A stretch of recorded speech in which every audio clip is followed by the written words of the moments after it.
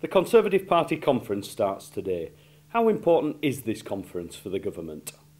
Well, I think it's crucial, and I'll tell you for why. It's because of the timing of the conference rather than the fact it's a conference in and of itself. You know, firstly, it's the first Conservative Party conference since they formed the government, so it's important there that they're acting like a government, not as an opposition like they have done in previous conferences. Secondly, the events of last week with Ed Miliband being elected, the Conservatives now know their enemy, and they're going to be wanting to take swipes at Ed Miliband all throughout this week. So politically, it's quite important. And also the timing with regarding to the comprehensive spending review in a couple of weeks' time. The government have got to make the case for cuts, for spending cuts, both to the nation as a whole, because of course, you know, party conferences aren't just aimed at the members, they're aimed at all of us, but also he needs to convince the Conservative Party of the need for cuts. Surely David Cameron can expect an easy ride from the floor. After all, he's just taken them into government, won the election for them. Oh, well, not a bit of it.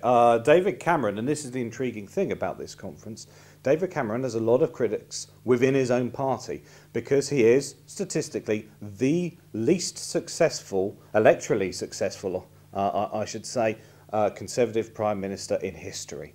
He's the only Conservative Party Prime Minister who's ever had to rely upon another party. There's an awful lot of people in the Conservative Party who thinks David Cameron fluffed up the last election. And David Cameron's team don't want this talked about. They don't think it's helpful. So consequently, he needs to persuade his own party as well as the public as a whole. It's been announced that the Chancellor of the Exchequer, George Osborne, is looking to cut child benefit for the top earners. Is this going to be a vote winner? Well, on the one hand, it doesn't seem to be incredibly controversial that if you're going to cut allowances or any benefits, you cut it from the high earner. The way they've done it, however, is really quite controversial because what they say is that if one person in your family earns in the 40% threshold of tax, so that's over 44,000, then you won't get child benefit. Now, you could have a couple who both earn 40,000 with a family income of 80,000, they'll get child benefit. Single parent earns 45,000, they won't. Where's the justice in that? So they're trying to get around means testing and do it in a simple way.